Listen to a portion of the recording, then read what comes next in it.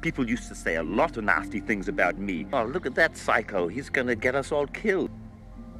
Welcome back to Movie Recaps. Today I will show you a 2019 comedy drama film titled Jojo Rabbit. Spoilers ahead. Watch out and take care. The fictional city of Falkenheim, where Nazi Germany is starting to collapse, is the home of Jojo, a 10-year-old boy who keeps Adolf Hitler as his imaginary friend but can't tie his own shoes. He's a true nationalist and a fanatic, indoctrinated with Nazi ideals and eager to help his country during the war, and that's why he's joining Jungvolk, the junior section of the Hitler Youth, with his friend Yorkie. They're spending the whole weekend at a camp run by Captain Klensdorf, his second-in-command Freddie Finkel, and Fräulein Rahm, who is in charge of the League of German Girls. They're giving kid-sized uniforms and a special dagger before they're taken to experience a variety of activities like grenade throwing, trench digging, map reading, and gas defense, among others. Or at least, the boys are. The girls are taught to dress wounds, make beds, and how to get pregnant. Jojo does well in activities like describing Jewish people and burning books, but when it comes to hand-to-hand combat, he gets scared and sneaks away, gaining the attention of the older boys. When the time comes for the boy to learn how to kill, these teenagers see how hesitant Jojo is and put a rabbit in his arms, asking him to demonstrate. Jojo swears he isn't scared, but he still can't bring himself to do it, so he tries to let the rabbit go. However, the teen boy grabs it before it can run away and kills it himself, proceeding then to make fun of Jojo for his failure. Since he's scared like a little rabbit, they start calling him Jojo Rabbit, which upsets him and causes him to run to the woods. While he sits on a tree root crying, imaginary Hitler shows up and tells him rabbits are actually pretty brave. They go out in the wild every day to get their carrots and they gotta be sneaky not to get caught. Encouraged to be a mighty rabbit, Jojo runs back to camp, where Klensdorf is teaching the kids to throw grenades under his supervision. Jojo passes by him, steals the grenade he has in his hand, and continues to run into the woods, where he throws the grenade so badly that it bounces off a tree and lands on his feet, exploding on his face. Jojo falls unconscious, but he has some blurry memories of people getting him to the hospital and his mother Rosie Betzler visiting him. He wakes up some days later in his room, and the first thing he notices when he gets out of bed is the limp on his leg, the second being the scars on his face he finds when looking at the mirror. His mother comes to check on him, then to hug him and remind him that he's got her even if his father is gone and his sister Inga died. After making him put on his uniform again, Rosie takes Jojo back to the Jungvolk headquarters, where they find Klensdorf awkwardly feeding Finkel. Klensdorf has already been demoted for negligence, but Rosie still hits him on the groin with her knee and slaps him with her glove, making him promise he'll give Jojo some work to do, even if it isn't on the field, and that he'll feel included. Jojo is given the task of putting up propaganda posters around town and delivering conscriptions, which he does with lots of enthusiasm. One afternoon, while working, he finds his mother staring at a group of people hanged at a gallows in the public square, and when Jojo asks her what they did, she replies what they could. When he goes home later, his mother isn't there, and he starts to get nervous when he hears noises coming from his sister's room. He enters the bedroom to investigate and finds a weird mark on the floor that goes up the wall, so he inserts his knife into it and manages to open a fake section of the wall. There is a space behind it enough for a person to crawl into and various objects spread around. At the end of it, he's shocked to find a young girl, Elsa Kor, who follows him out of the room as he screams and runs around the house in fear. She catches him when he's about to reach the front door and pushes him against the wall, showing him she has his dagger and admitting she's Jewish, but she's there because Rosie had invited her to hide in her house. If Jojo tells anyone about her, Elsa promises she'll say he and Rosie helped her, which would get them killed as well. After she returns to her hiding spot with his knife, Jojo rushes to his room and discusses his options with imaginary Hitler. Reaching the conclusion he should negotiate, he grabs a kitchen knife and a pot to protect himself, then returns to his sister's room to tell Elsa she should find somewhere else to live. He gets scared again, however, when she surprises him from behind, takes the kitchen knife as well, and kicks him out of the room. Jojo discusses things with imaginary Hitler again, and they reach the conclusion he should make Elsa feel safe so she'll drop her guard. When Rosie comes back in the evening, Jojo tells her he's heard noises upstairs, but she tells him it must have been rats. After Rosie puts Jojo to bed, she goes to see Elsa to tell her to be more careful, because if something were to happen, she can't choose her over her own son. She also reminds Elsa that as long as there's at least one person alive out there, then they are losing. The next day, Jojo goes to the swimming pool, which should help him with his leg. He notices Klensdorf and Finkel are there too, sitting closely together and showing fear of Rosie. After his mom leaves, Jojo approaches them and asks Klensdorf what he should do if he found a Jewish person. The answer is to call the Gestapo, who will kill them and whoever helped them. Jojo also wonders how one can even identify a Jewish person, to which Klensdorf says he doesn't know either and someone should write a book about it. Once he gets home, Jojo tries to talk to Elsa again. After pointing out they're at a stalemate because neither of them can tell on the other if they don't want trouble, He tells her he'll allow her to stay in exchange for information about the Jewish people, so he can write an exposé book.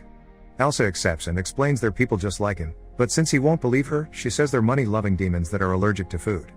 Jojo quickly catches on her plan to get him to bring her food, and when he starts explaining the Aryan race is superior and the Jewish people are weak, Elsa grabs him, covers his mouth, and shakes him as she explains to him there's nothing weak about Jewish people before she goes back to her hiding spot.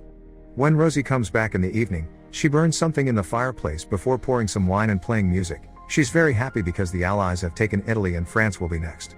Jojo begins arguing with her for being against her country, so Rosie cuts the conversation short and tells him to eat.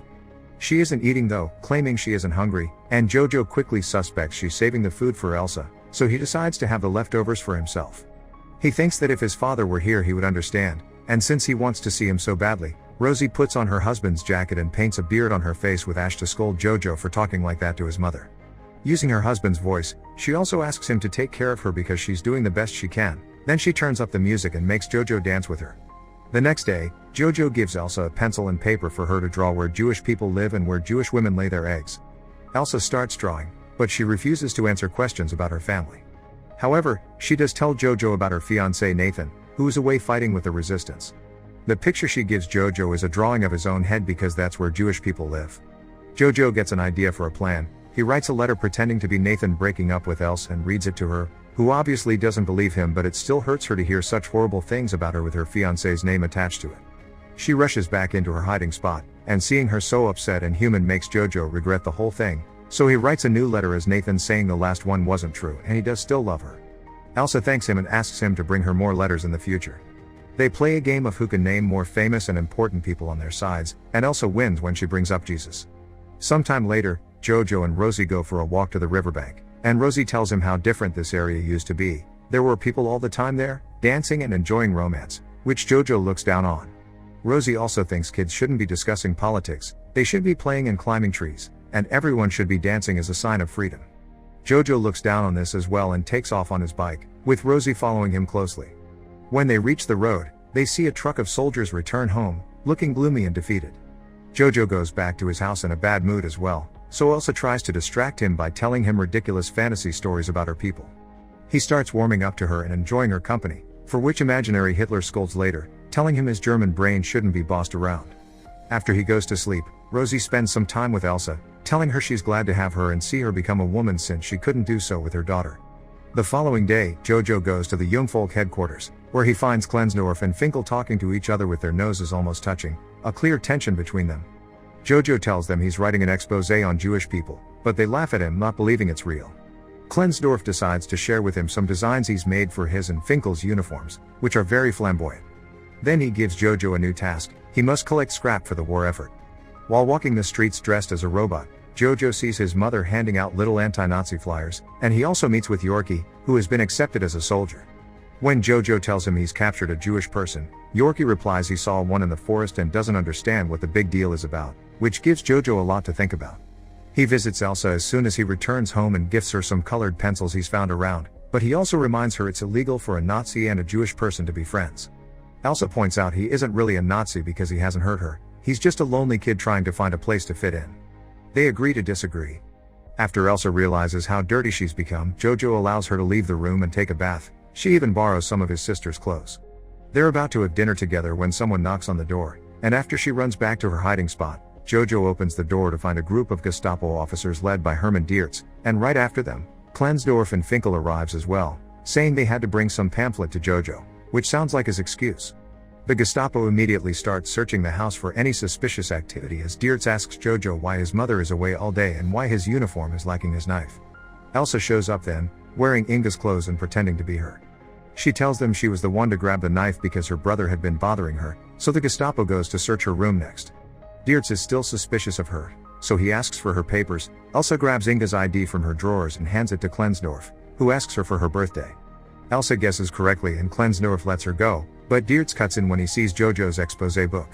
The Gestapo starts going through it, laughing at all the demonic drawings of Jewish people, and while Klensdorf doesn't look too amused, Elsa feels rather upset and betrayed when they reach a section where Jojo has described all the ways Nathan should die. Happy not to have found anything wrong, the Gestapo leaves, and Klensdorf leaves as well after giving Elsa back the ID and Jojo his knife. Elsa discovers the date on the papers is different from what she said, which means Klensdorf has been helping them all along. Jojo points out nobody really knows Inga is dead, so Elsa could pretend to be her and live with them normally, but she still feels hurt by the book content, so she tells Jojo they can't be friends. Imaginary Hitler yells at Jojo for trying to befriend Elsa and thinking she's a good person and tells him to get his priorities straight. While he's out getting some food, Jojo finds Rosie hanged at a gallows in the public square. Devastated, he clings to her legs and cries his heart out, even trying to tie up her shoe to no avail. After staring at the body for hours, he goes home with his knife in hand, blaming Elsa for Rosie's death and ready to stab her for it. She stops his hand just in time and he only manages to scratch her. As he starts crying again, Elsa takes pity on him and comforts him. She explains she's always known Rosie as part of the resistance, although she doesn't know the details, and Jojo's father is fighting for the resistance as well, but Rosie told him the opposite not to upset him. She also confesses her parents were taken to a concentration camp, so the two of them only have each other. Jojo starts going to the streets to scavenge food from waste bins and notices how destroyed the city is becoming every day. He and Elsa begin a routine together, sharing meals and enjoying the fake letters from Nathan that Jojo writes. One afternoon, the city enters a chaotic state when the Allies initiate an offensive, taking advantage of Hitler having killed himself. Jojo comes across Yorkie, who is carrying some weaponry around because the army is so desperate for soldiers that they're sending the kids out. Jojo tells him the Jewish person he caught is kind of his girlfriend now and he's worried because it's illegal, but Yorkie points out he's met the Russians and the Japanese and they are worse than Jewish people. Rom finds them next and after sending Yorkie out with a gun, she gives Jojo a uniform jacket so he won't be shot by their own side by accident. A bomb explodes in the area then, and Jojo is left dizzy while he watches everyone fight, including kids and the elderly, and even Klensdorf and Finkel wearing their flamboyant designs. Jojo is too scared to fight, so he hides in an abandoned building until it's over. He comes out after things calm down and sees the Americans take off the Nazi flags to replace them with their own, celebrating their victory. Soviet soldiers are seizing every Nazi they see, including Diertz and the rest of the Gestapo, and seeing the jacket Jojo is wearing, they take him as well. He finds Klensdorf among the other prisoners, who tells him he's a good boy and that he should take care of his sister before taking off his jacket and spitting at him, calling him a Jew so that the soldiers let him go. Jojo can only watch as Klensdorf is taken away to be executed by a firing squad. On his way home, Jojo finds Yorkie, who says he'll go to see his mother for a cuddle. When he points out Jojo's girlfriend can be free now, Jojo gets crestfallen at the idea of Elsa leaving and rushes back to the house. He decides to lie to Elsa and tell her Germany won the war so she can't leave, but after going through his book and seeing drawings of his mother and a rabbit in a cage, he pretends to write another letter from Nathan and reads it to her, saying he has a plan to sneak her out of the city. Then, Elsa finally confesses that Nathan died last year of tuberculosis, but she's found the letters comforting. Jojo admits that he loves her romantically, but he knows she only loves him like a brother, which she agrees with, so he wants to help her escape anyway.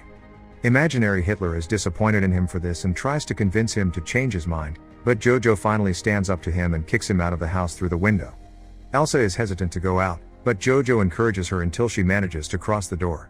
At that moment, a car with the American flag drives by, so Elsa slaps Jojo for having lied to her. When wondering what to do next, they decide to dance to celebrate their freedom. Make sure to subscribe and turn on notifications so you can watch more videos like this. Thanks for watching.